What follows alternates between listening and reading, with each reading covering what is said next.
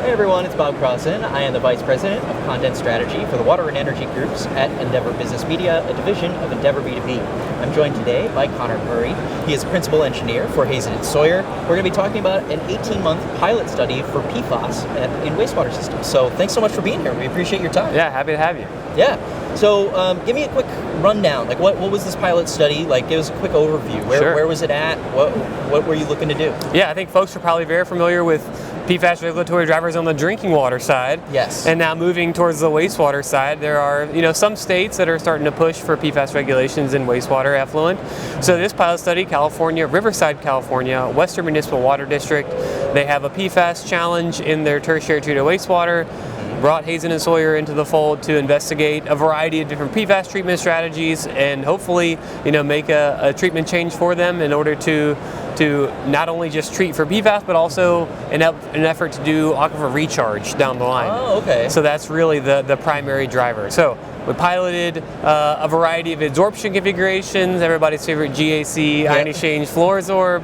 We piloted a few pretreatment technologies as well, and ultimately found that a tandem train of GAC and ion exchange is perhaps the most viable option for Western, and now they're working through what they're going to do next in terms of full-scale design and construction. Yeah. So what were some of the challenges you were anticipating going in? Like, were there things that you were foreseeing? You're like, oh, I think this might be weird that we're going to be dealing with. I think number one, two big challenges. Number one, the concentration of PFAS.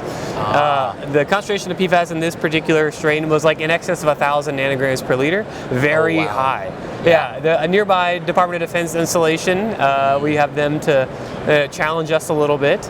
And so the concentration of PFAS coupled with a very low treatment target, they wanted to achieve that drinking water level, 4 nanograms per liter. Of course, that's going to be a challenge. That's like 0.0 something percent breakthrough. The second is the concentration of the background organic matter in wastewater as opposed to our drinking water applications. That we have installed GAC ion exchange in drinking water all the time, and maybe it's a little bit easier. The effluent organic matter of the wastewater, of course, makes it a little bit more challenging. So we knew we were going to have some difficulties associated with that, and it proved to challenge us a little bit more than I think we thought. Yeah. So what were the results? You talked about like having you already talked a little bit about what the outcome was, but like how did you arrive there? How did you overcome those challenges? What were the results of that? So initially we thought we're just going to put GAC and ion exchange at the end of their tertiary train, like a drinking water install would. Maybe we know that the breakthrough time is going to be a little bit faster. It turned out to be much more than that.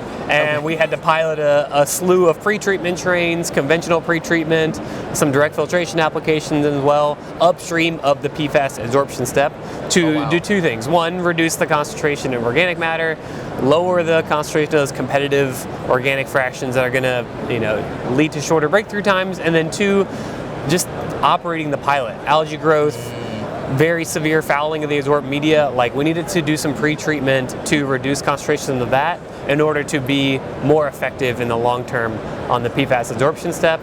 And ultimately that was the right solution, and I think that that's probably a path for a lot of wastewater utilities moving forward. Yeah, that's interesting that you bring up like the algae and the fouling stuff, because you wouldn't really consider that originally. You're like, I'm solving this one problem, I'm solving for X, and then it's like, but I have to solve for Y and Z also. Exactly. It's one of those things, like, I can't even get the adsorption step to operate because I have these other challenges that are like sort of inhibiting the adsorption fundamentals there. So well, what do you hope that utilities can take away from what you've done in this pilot study? Are there things that you think can apply to other utilities throughout the nation? Yeah, absolutely. This pilot study started in 2023. I like to think that it then lasted, of course, more than a year. I like to think this was one of the first wastewater PFAS pilot studies going on in the country. And so the take-home messages are, one, I think that the need to do some pre-treatment is going to be pretty substantial. Whether or not you're going to remove organic matter before the PFAS adsorption step, I think that's definitely necessary. And I also think that just understanding the difference between the changeout times that we're used to seeing in a drinking water application, maybe in excess of a year in some cases, that's not going to be feasible in wastewater applications. It's going to be much more expensive, and I think that wastewater utilities across the country are going to soon be facing that. Well, thank you so much for your time, Connor. I appreciate happy to be here. I feel like I learned quite a bit, and for everyone who's watching, you can check out our video description below to get some more information on PFAS and wastewater treatment.